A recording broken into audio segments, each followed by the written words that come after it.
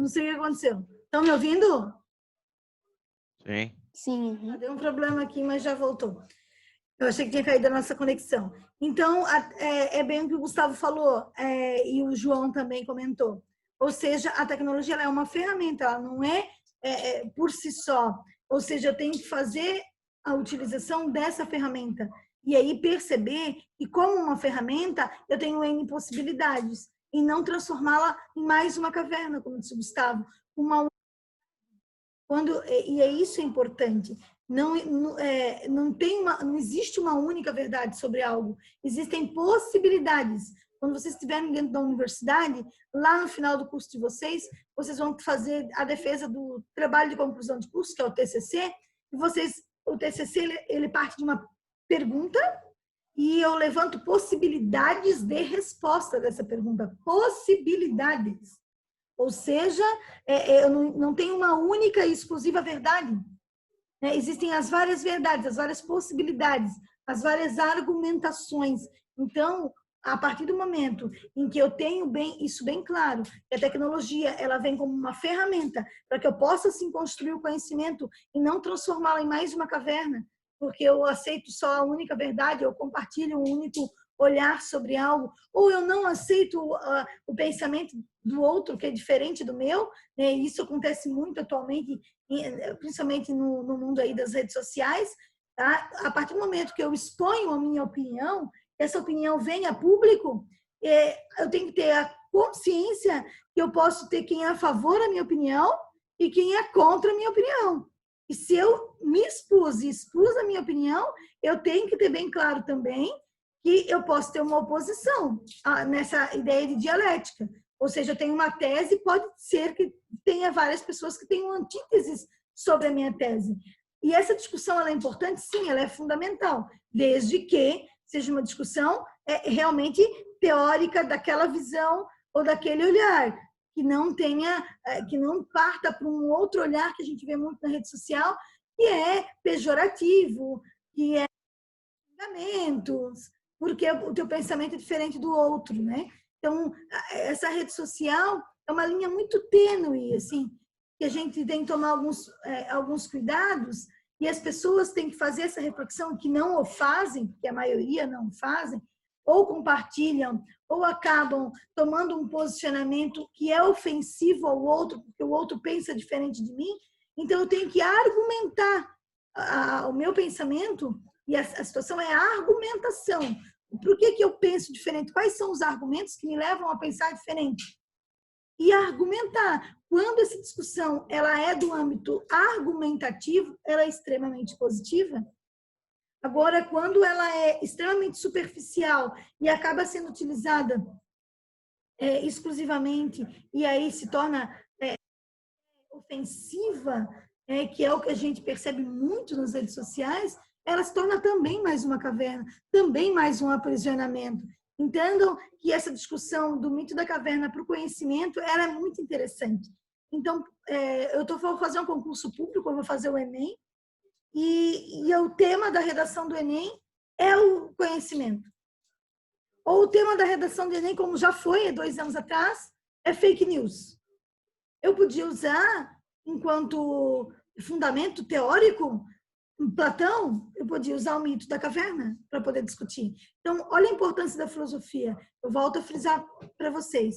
A filosofia, a sociologia, a história e a geografia, elas são fundamentais. A própria física, enfim, todas as áreas de conhecimento, nessa construção que vocês estão tendo aí, de conhecimento, de argumentação. Então, língua portuguesa vai tratar da parte exclusivamente estrutural de um texto.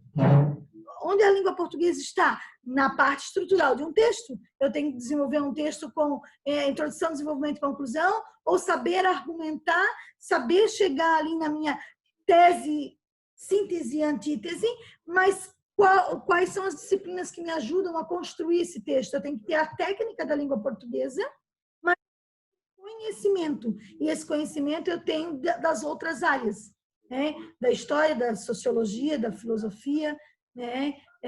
Da antropologia, das outras áreas que contribuem para que eu consiga construir e fazer esses alinhavos que são importantes. Então, o mito da caverna, que é extremamente atual, essa alegoria, ela pode ser usada de diversas formas, inclusive nessa apostila traz, que é a discussão do conhecimento, né? Até tem um questionamento aqui que diz assim, ó, que tipos de conhecimento podem ser considerados sombras da realidade? Foi o que o Gustavo falou, né? Então, que tipos de conhecimento são considerados as sombras da realidade? A própria fake news pode ser utilizada como essa sombra da realidade, né? Que diferenças existem dentro e fora da caverna no que diz respeito ao conhecimento? Eu filtro esse conhecimento. Ou se eu tenho só a informação pela informação? Lembra que a gente já falou sobre isso? Nós somos a geração da informação. Temos mais informações do que o imperador, na época lá do Império Romano. Mas como eu filtro todas essas informações? Como eu construo o meu conhecimento a partir dela? Galera, seguinte, para a nossa próxima aula, tá? Nós vamos fazer uma situação que é a seguinte, que a gente chama de sala de aula invertida, tá? O que é a perspectiva na educação de sala de aula invertida? Eu já vou lançar para vocês o que nós vamos trabalhar na próxima aula e vocês vão se preparar para a aula, para não virar um monólogo, senão só eu falo e vocês só ouvem. Então, qual é o objetivo da perspectiva de sala de aula invertida? O aluno é o protagonista do conhecimento, ou seja, é essa mediação, é essa discussão. E na filosofia, nós temos que ter isso.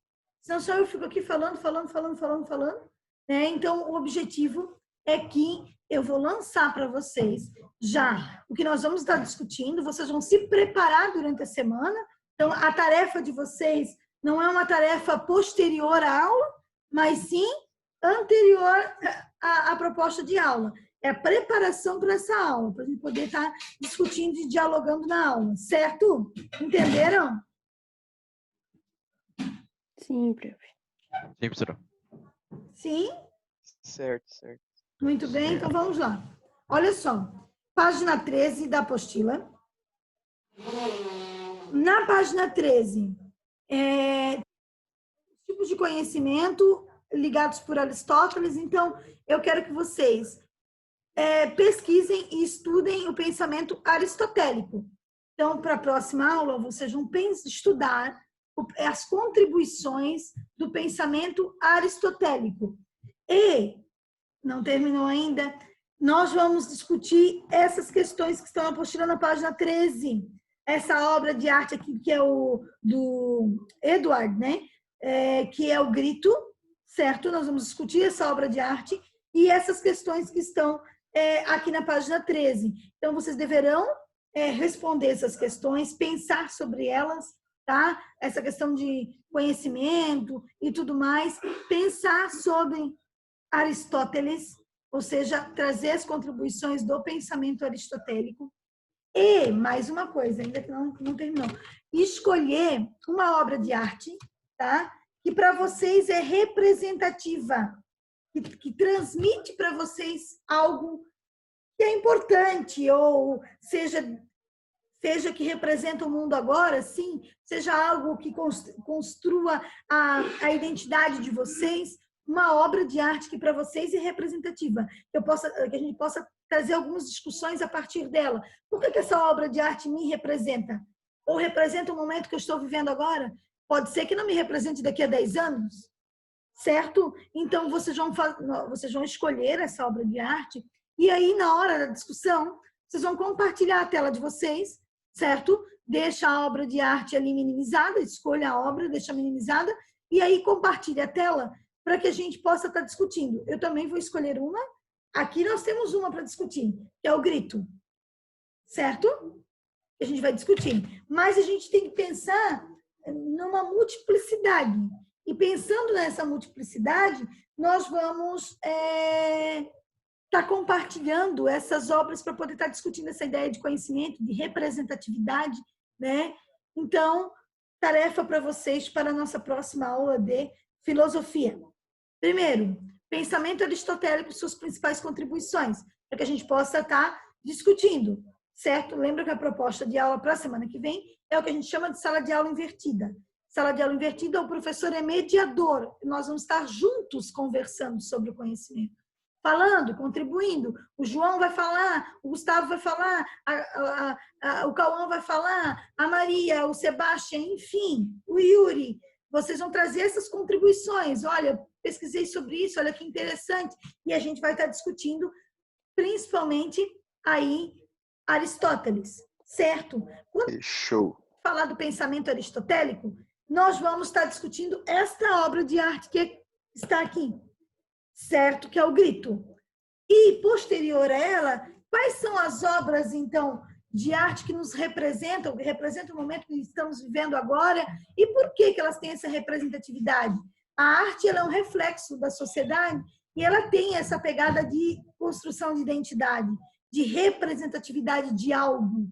Né? Por que ela me representa ou representa algo? Não precisa automaticamente me representar, mas representar algo que estamos vivendo hoje. Aí eu escolhi essa obra de arte, por exemplo, vamos dizer que eu escolha, deixa eu pensar aqui uma rapidinha, para falar do momento que a gente vive hoje. Eu gosto muito daquela obra do Pablo Picasso, o quadro que a Guernica. Eu adoro a obra Guernica. Para mim é uma obra atemporal, não tem tempo, e eu acho que ela representa muito o que estamos vivendo hoje. O Pablo Picasso, quando construiu essa obra, tem 7 metros aí, por 3,5. O objetivo dele era mostrar o desespero das pessoas no quesito do ataque à Guernica na Guerra Civil Espanhola. Uma obra temporal, eu acho que ela podia trazer essa discussão muito grande de desespero, não de destruição em massa, mas desse desespero que as pessoas parecem, no entanto, às vezes muito perdidas em vários aspectos. Acho que ela seria uma boa contribuição aí para a gente pensar a nossa sociedade hoje, né? Em outro olhar, com outro olhar. Então, por exemplo, posso pegar essa obra que é a Guernica e trazer para a nossa discussão atualmente, pensar sobre ela. Mas é claro, eu estou falando agora, de antemão, eu não fiz uma reflexão prévia sobre ela para mim, para poder estar discutindo. Então é isso que vocês vão fazer, escolher uma obra de arte ou que representa vocês, ou que representa o momento que a gente vive hoje. Não precisa ser uma obra contemporânea, claro que não. Eu falei da Guernica, que é uma obra que eu considero atemporal. O Grito também é de 1893, do século XIX. Então, eu posso escolher uma obra contemporânea? Sim, é claro que eu posso, mas eu posso escolher uma obra que é considerada atemporal? Também. Posso escolher lá o Pensador, né? Para trazer várias reflexões aí da importância dessa reflexão do pensamento, do exercício do pensamento. Existe uma grande possibilidade, uma grande gama aí de discussão que a gente pode fazer a partir das obras escolhidas. Certo, gente? Então, é o seguinte. Prof, eu não consigo falar. Não tem problema, gente. Ninguém como é que é? Obrigada a estar, às vezes, se expondo, porque não gosta, porque não consegue. Tem pessoas que têm mais dificuldade nessa parte de oratória. Ela é importante, ela é importantíssima, né? A questão da oratória no nosso desenvolvimento, né? Para o futuro de vocês também.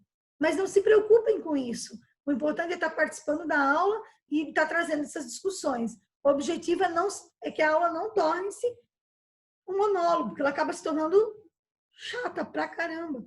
Ou só ouvir alguém falar o tempo inteiro, né? Os estudos mostram que a gente, de 40 minutos, assimila só 5. 5, no máximo 10 minutos, de 40 a 50 minutos que é falado. Então, é importante a gente estar fazendo essas discussões, fazendo isso que a aula de filosofia nos propicia, né? História, a gente tem inúmeros conteúdos, então tem que sempre dar um gasco ali para a gente poder estar dando conta. E como filosofia tem essa flexibilidade e o objetivo dela é realmente a gente estar discutindo, estar pensando, refletindo, trazendo essa discussão, compartilhando essas ideias, fazendo o que nós chamamos de dialética. Então, por isso, a tarefa de vocês, tá? Para a nossa próxima aula, quinta-feira que vem, É a ideia, então, de sala de aula invertida e vocês pesquisarem sobre Aristóteles, trazerem as informações sobre ele, pensar aqui na página 13 e escolher uma obra de arte para a gente poder estar discutindo, compartilhar esses pensamentos e discutir essas possibilidades a partir da obra de arte escolhida. Prof, eu não consigo falar, então escolha a obra de arte, compartilhe a tela e a gente vai conversando sobre a obra também. Nós, né, os próprios colegas de turma, a gente pode estar discutindo a obra de arte. Se quem não quiser, por exemplo, falar sobre a obra de arte, eu escolhi a obra de arte, mas eu tenho muita dificuldade de falar sobre ela. Ela representa para mim a sociedade que vivemos hoje, ou me representa, e aí nós podemos estar discutindo sobre essa obra também, trazendo essa contribuição. Beleza, gente? Entenderam? Beleza. Certo? Coloquem as mãozinhas para mim, senão eu fico pensando que vocês nem entenderam nada do que eu falei. Ah, muito bem. Beleza. Então, Fechou, prof. para a nossa próxima aula, tá? Ok, que é essa perspectiva, certo? Seguinte, galera, ficou algumas coisinhas ainda pendentes da nossa aula de história, mas eu achei que a nossa aula de filosofia não ia ser tão longa. Achei que ia dar tempo de falar tudo numa aula e não ia precisar de mais uma aula para a gente estar falando. Então, é o seguinte, eu vou deixar esse tempinho para vocês já se articulando com as coisas de filosofia, que é o pensamento aristotélico, enfim, vocês já terem esse tempo até as 9 para poder se organizar, para não ficar muito acúmulo. E aí, na próxima aula, eu termino os slides para falar sobre os hebreus, certo? Por que eu trouxe os slides e me aprofundei um pouquinho nessa discussão em história? Porque ela é importante, tá, gente? No quesito, quando se fala da questão de Israel, da Palestina. Então, por isso que eu resolvi, tendo em vista últimas provas de vestibular, concurso, Enem, trabalhar e me aprofundar no que é mais substancial para vocês, no que é mais importante, tá? Não caiu em nenhuma prova até hoje fenícios e persas, né? Mas os hebreus e o povo hebreu, judeu e a questão israelense e da Palestina e aí histórica, né? A própria diáspora, tá? Judaica já caiu muito em provas. Então por isso que a prof resolveu se aprofundar especificamente nesse aspecto, nesse povo que é mais substancial, que é mais importante, né? Mais significativo para vocês. Certo? Beleza? Certo, prof. Beleza. Muito obrigada pela participação de vocês.